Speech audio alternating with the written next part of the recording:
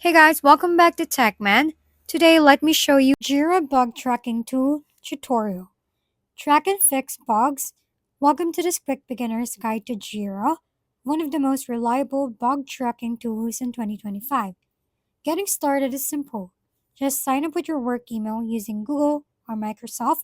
Once logged in, create a project and choose the bug tracking template under software development.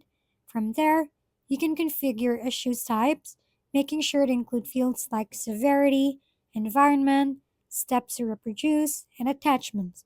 Jira allows you to design custom workflows, log bugs with complete details, and track progress using Kanban boards. You can collaborate by tagging teammates, linking related issues, and monitoring everything with dashboards and reports. Whether you're working solo or with a team, Jira makes bug tracking organized, efficient, and accessible. Best of all, it's free to try, so sign up today and streamline your workflow. If we've been helpful, kindly give us a thumbs up and don't forget to hit the subscribe and bell button for more contents.